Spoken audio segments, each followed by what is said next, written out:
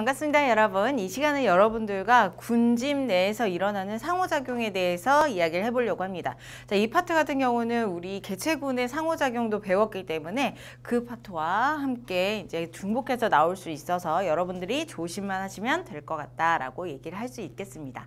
자, 바로 들어가 보도록 하죠. 자, 군집 내에서 일어나는 서로 간의 상호작용이에요. 자, 군집이라고 하는 것은 서로 다른 개체종들이죠. 서로 다른 종들이 여러 개가 모인 집단을 군집이라고 하기 때문에 얘네들 사이에서 일어나는 상호작용은 서로 다른 종들 간의 상호작용이다 라고 얘기를 해줄 수가 있겠죠. 자, 그 중에서 가장 첫 번째는 경쟁이라고 하는 가장 대표적인 상호작용이 되겠습니다. 자, 경쟁 같은 경우는 우리 생태적 지위가 많이 겹치는 우리 종들 사이에서 일어난다 라고 볼 수가 있는데요. 자, 생태적 지위라고 얘기한다는 것은 먹이의 지위, 그 다음에 공간의 지위, 이렇게 두 가지를 얘기하죠. 먹이와 공간이 서로 많이 겹쳐지면 겹쳐질수록 서로 경쟁이 심해지고 치열하게 경쟁하다 보면은 결과적으로 죽는 종들도 존재할 수가 있다. 뭐 죽는다기보다는 멸종한다라고 볼 수가 있겠죠. 멸종하는 종들도 볼 수 있는 관계가 바로 이 경쟁 관계이다라고 볼 수가 있어요. 자, 그래서 생태적 지위가 굉장히 유사한, 밀접하다라고 볼 수가 있고 그 두 개체군의 먹이와 생활 공간을 두고서 서로 싸우는 작용들을 우리는 경쟁이다라고 얘기를 하죠. 자, 이렇게 경쟁을 붙였을 때 두 종들이 싸웠어요. 경쟁을 한 결과 어떤 한 종이 확 죽어버리고 다 죽어서 멸종해버리고 나머지 한 종만 남게 되면 그 결과를 우리는 무슨 원리라고 하냐면 우리 경쟁 베타의 원리라고 얘기를 합니다. 자, 두 개체군 사이에서 경쟁을 한 결과 이제 공존하지 않고 이제 오로지 한 종만 살아남고 나머지 한 종은 다 지역에서 사라져버리는 원리를 우리는 경쟁 베타 원리라고 얘기하죠. 여러분들 교재 여기 기생 아래쪽에 그래프도 존재하고 이제 다시 한번 선생님이 설명을 하면서 이제 그 그래프를 통해서 이야기를 해보도록 하겠습니다. 자, 아무튼요, 경쟁이요. 가장 많이 겹쳐지는 개체군들의 지위가 많이 겹쳐지는 개체군들 사이에서 일어나는 게 바로 경쟁이고 이제 한쪽이 다 사라지면 경쟁 베타의 원리다. 이 사실만 알아두시면 될 것 같아요. 자, 그 다음 두 번째는 분서. 얘네들은 나눠서 사는 거죠. 서로 생태적 지위가 겹쳐지니까 최대한 경쟁을 좀 안 하고자, 피하고자 이제 서로 먹이 지위라던가 아니면은 공간이라던가 이런 것들을 서로 나눠서 분리해서 살아가는 것을 우리는 분서라고 얘기를 해요. 자, 그래서 생태적 지위가 비슷한 두 개체군.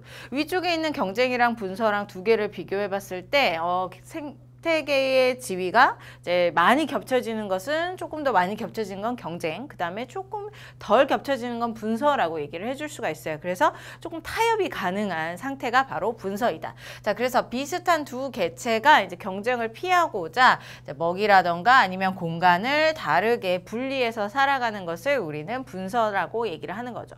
뭐 한 나무에도 여러 종의 새들이 존재하죠. 그랬을 때 이 새들이 같이 나무 꼭대기에 다 몰려 사는 게 아니라 어떤 애들은 나무 꼭대기에 살고 어디는 중간층에 살고 어디는 하층에 살고 이런 식으로 이렇게 나눠서 생활 공간을 분리한다던가 아니면 먹이를 분리한다던가 이런 식으로 우리 경쟁을 피하기 위한 분서가 존재한다. 자, 이 분서는 여러분들 조심해야 되는 게 이제 개체군에서 텃새와 같이 비교를 해줄 수가 있어요. 텃새도 자신의 공간 영역을 딱 결정을 하고 남들이 못 오게 만드는 것을 우리는 텃새 혹은 세력권이라고 얘기를 하죠. 자, 그런데 그 세력권이나 텃새 같은 경우는 개체군 내에서 일어나기 때문에 같은 종들 사이에서 싸우는 것을 방지하고자 그렇게 하나의 개체가 자신의 영역을 잡는 거예요. 하지만 이 분서 같은 경우는 군집 내의 상호작용이기 때문에 이제 다른 종이죠. 완전히 다른 종을 배척하고 경쟁에서 피하고자 이제 완전히 다른 종들끼리 서로 공간과 먹이를 분리하는 사실을 알아두시면 될 것 같습니다. 자, 그 다음 세 번째가 포식과 피식이죠. 얘네들 같은 경우는 먹고 먹히는 관계이다. 이것은 우리가 이미 개체군의 뭐 상호작용이라던가 주기적 변동을 통해서도 이미 본 적이 있는데, 자, 포식과 피식자 두 종이 있을 것이고 그 두 종 사이에서 포식, 피식 관계가 존재함으로써 이제 피식자의 개체수의 증감에 따라서 포식자의 이제 증감도 나타나게 되는 게 바로 포식, 피식 관계다. 라고 얘기를 해줄 수가 있습니다. 두 개체군 사이에 먹고 먹히는 관계이고 그 다음에 두 개체군 크기가 주기적으로 변동하는데 누가 먼저 변동을 하게 되냐면 피식자가 먼저 변동을 하게 되면 이제 뒤따라서 피식자의 그 개체량에 따라서 포식자의 개체량이 달라지게 된다라는 거죠. 자, 그 다음 마지막으로 공생과 기생이 있어요. 자, 공생 같은 경우는 서로 도와가면서 살아가는 것을 공생. 그 다음에 기생은 이제 한 놈이 다른 한 놈에 딱 들러붙어서 쪽쪽 빨아먹고 손해를 입히면서 살아가는 게 기생이라고 얘기를 하죠. 자, 그래서 공생부터 얘기를 해보면 공생은 두 가지 종류.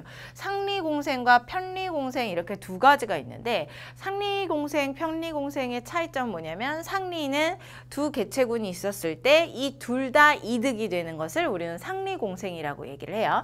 예를 들어서 여기 콩과 식물과 뭐 뿌리옥 박테리아가 있는데 자, 콩과 식물이 있고 그 다음에 박테리아가 있죠. 콩과 식물 뿌리 쪽에는 뿌리옥 박테리아가 같이 공생하면서 살고 있는데 얘가 질소를 고정해줘서 질소를 콩과 식물이 사용할 수 있게 도와주는 이제 공생의 관계죠. 또 하나 콩과 식물 같은 경우는 이제 양분을 자신이 광합성을 하면서 양분이 얻게 되죠. 그 양분을 이제 뿌리옥 박테리아한테 주게 되면서 이제 서로 도움을 주고받는 관계가 이제 상리공생이라고 얘기를 해줄 수가 있어요. 혹은 뭐 개미랑 진딧물이가 이제 대표적인 상리공생이라고 얘기를 해줄 수가 있죠.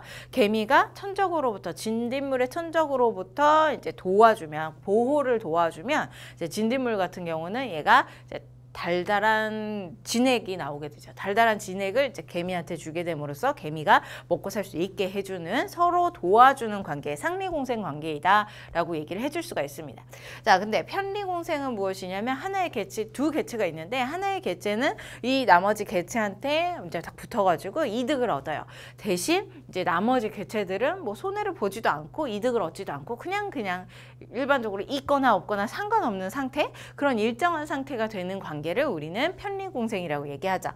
자, 한 개체군은 이득을 얻지만 다른 개체군은 이익도 손해도 없는 그런 관계를 우리는 상리공생이다. 대표적으로 빨판상어랑 거북이가 있는데 거북이 등에 빨판상어가 들러붙어가지고 살죠. 그랬을 때 이 빨판상어가 거북이 등에 있는 이끼라던가 여러 가지 자신이 먹을 수 있는 먹이들을 잡아먹고 살아요. 그런데 거북이는 빨판상어가 있던 빨판상어가 없던 상관없이 그냥 자기의 자신 그대로를 살아간단 말이죠. 손해와 이익이 전혀 없는 관계. 그래서 한쪽만 이익, 나머지는 전혀 손해나 이득이 없는 관계를 우리는 편리공생이다라고 합니다. 그래서 자, 상리공생은 두 개체군이 이득과 이득을 얻는 반면에 이제 편리공생 같은 경우는 이득이 하나가 있고 그 다음에 하나는 전혀 이득이나 손해가 없는 관계가 바로 편리공생이라고 얘기를 해줄 수 있죠. 그 다음 뒤이어서 이제 기생에 대해서 얘기를 했는데 기생은 이제 한 두 개체군이 있었을 때 다른 한 개체군이 나머지 한 개체군에 들러붙어서 손해를 입히면서 자신은 이득을 얻어요. 여기에서 플러스 마이너스로 표현을 해보면 이제 기생을 하는 개체군 같은 경우는 이득을 얻는 거죠. 대신 이제 그 숙주가 되는 애들은 손해를 얻게 되는 겁니다. 플러스를 얻게 되고 그 다음에 손해를 얻게 되는 이런 관계가 이제 기생 관계이다. 자, 한 개체군이 다른 개체군에 살면서 자신은 이익을 얻지만 개체군에 붙어 사는 그 숙주라고 얘기를 해줄 수 있죠. 그런 개체군은 손해를 보는 관계가 바로 기생 관계이다. 서로 상리공생, 편리공생, 기생이 서로 손해와 이득이 서로 다른 모습을 보고 여러분들이 이제 문제에서 혹은 예에서 보고 찾아내면 되는 거예요. 자, 대표적인 기생은 당연히 기생충이 대표적이겠죠. 이제 숙주 몸속에 들어가서 자신이 영양분을 쪽쪽 빨아먹으면서 살고 그 다음에 숙주한테는 나쁜 해를 끼치는 게 바로 기생충, 기생관계이다라고 볼 수가 있겠습니다. 자, 그래서 군집의 상호작용은 이렇게 크게는 4가지, 그 다음에 이제 세부적으로 들어가면 이제 4가지에서 6가지가 되는 거죠. 6가지가 나오게 되고 이 6가지들은 대표적인 예와 함께 나오기 때문에 그 예들을 보면서 이제 어떤 상호작용이 들어가는지 여러분들이 연습을 하시면 될 것 같습니다. 자, 우리 이 그래프를 보면서 다시 한번 생각을 한번 해보도록 하겠습니다. 자, 단독 배양을 한 개체들이 이렇게 B종과 A종이 있어요. 얘네들이 생존곡선이라고 얘기를 하죠. 이 생존곡선이 S자의 형태로 존재하게 됩니다. 이 생존곡선에 대해서는 우리가 앞쪽 단원에서 이미 공부한 바 있으니까 여러분들이 잘 알아두시면 될 것 같고, 자, 이렇게 시간에 따라서 개체수가 한없이 늘어나는 게 아니라 S자를 그리는 이유는, 자, 개체수가 늘어나기 시작하면서 요만큼의 무엇이 존재하기 때문이다. 환경 저항이 존재하기 때문이다 라는 걸 알아두시면 되겠죠. 환경 저항에 의해서 S자 곡선이 실제적으로 생존 곡선으로 나타나게 됩니다. 자, 각각 단독 배양을 하면 A종이든 B종이든 이 정도의 개체량을 갖게 된대요.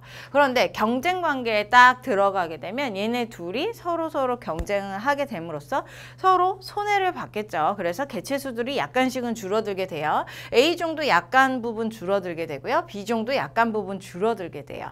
자, 원래는 이런 모습이었고 이런 모습이었는데 조금씩 줄어들어서 이렇게 경쟁의 그래프를 그리는 이런 모습이 나타나는 게 경쟁. 혹은 이제 경쟁 중에서 경쟁 베타의 원리가 적용이 되면 어떤 형태의 모양이 그려지냐면 여기 아래쪽에 있는 B종 이렇게 올라가다가 개체수가 증가를 하다가 완전히 감소해서 개체수가 바닥을 찍게 되는 거죠. 사라지게 된다라는 거예요. 0. 자, 개체수가 하나의 두 종들이 서로 상호작용을 해가지고 경쟁을 해가지고 하나의 종이 완전히 사라지게 되는 원리, 그것을 우리는 뭐라고 부르느냐? 경쟁 베타의 원리다 라고 얘기를 한다고요. 무조건 사라져야지만이 경쟁 베타의 원리가 적용이 되는 겁니다. 경쟁 관계에서 약간 부분의 개체수가 줄어든다고 해서 그게 경쟁 베타의 원리가 들어가는 게 아니라 완전히 한 종이 사라져야지만이 경쟁 베타의 원리가 적용된다라고 볼 수가 있어요. 그래서 이렇게 경쟁의 그래프를 봐주시면 될 것 같고요. 자, 그 다음에 우리 상리 공생 혹은 뭐 편리 공생, 그 다음에 기생까지도 얘기를 해줄 수가 있겠죠. 자, 공생 같은 경우는 서로 이득을 얻으면서 살아가는 거예요. 그런데 상리 공생은 이제 서로 이득과 이득을 얻는 거죠. 그래서 원래 점선의 개체수를 이제 단독 배양했을 때는 이런 점선의 개체수를 갖게 되는데 서로 같이 혼합 배양함으로써 상리 공생을 갖게 되고 이득과 이득을 얻어서 개체수가 이렇게 증가를 하게 된다. 이렇게 약간씩 두 종이 증가를 하게 되면 이것은 상리공생이다 라고 얘기를 해줄 수가 있다라는 거예요. 대신 이제 편리공생도 존재할 수 있죠. 편리공생 같은 경우는 한 개체종은 이제 영향을 받지 않아요. 전혀 영향을 받지 않고 나머지 한 종만 이득을 받아요. 그랬을 때 이렇게 두 개의 선이 있었을 때 한 종은 증가를 하고 한 종은 그냥 제로. 아무런 변화가 없이 이 점선의 그 모습 그대로 가지고 있는 것이 이제 우리는 편리공생이라고 얘기를 해줄 수가 있겠죠. 위쪽에 A종이 증가할 수도 있고 B종이 증가할 수도 있어요. 대신 나머지 한 종, 그 나머지 한 종은 이제 변함이 없는 것이 편리공생이다라고 볼 수 있고요. 그 다음에 여기에다 하나 더해서 기생으로 한번 볼게요. 자, 기생 같은 경우는 한 놈이 붙어가지고 손해를 입히면서 자신의 이득을 얻는 거죠. 예를 들어서 B종이 이제 기생하는 종이다라고 한다면 이 B종 같은 경우는 증가를 해야 돼요. 원래 점선의 개체수에서 단독 배양했을 때의 개체수보다 혼합 배양했을 때 증가를 해야 된다는 거죠. 대신 이제 숙주가 될 수 있는 A종 같은 경우는 단독 배양했을 때보다 손해를 얻기 때문에 이렇게 감소를 해야 된다라는 거예요. 증가하고 그 다음에 한 종은 감소하는 관계가 바로 기생관계이다라는 것도 알아두시면 좋겠습니다. 자, 그 다음 포식과 피식, 얘네들은 서로 포식과 피식 관계 중에서 이제 피식자죠. 피식자의 개체수가 달라지면 포식자의 개체수가 뒤따라서 변화하게 되면서 주기적 변동을 갖는 모습, 이런 모습이 이제 포식과 피식이다라고 볼 수 있어요. 자, 여기에서 빠진 부분이 무엇이냐면 우리 분서가 있었죠. 자, 분서 같은 경우는 서로 생태적 지위가 비슷하지만 경쟁을 피하기 위해서 약간의 손해를 갖고 이제 서로 분리돼서 살아가는 애들을 우리는 분서라고 얘기를 해요. 분서 같은 경우는 여기에서 표현한 것과 비슷합니다. 원래의 이런 단독 배양했을 때 개체수보다 약간씩 줄어들어서 B종은 요만큼, A종은 요만큼, 요런 상태가 이제 분서의 상태. 경쟁이랑 비슷할 수 있어요. 하지만 경쟁 같은 경우는 조금 더 크게 변화폭이 크거나 아니면 완전하게 경쟁 베타의 원리처럼 사라지는 모습으로 표현이 되게 됩니다. 그래서 여러분들은 문제의 상황에 따라서 이 그래프가 어디에 적용되는지를 정확하게 판단하시면 될 것 같아요.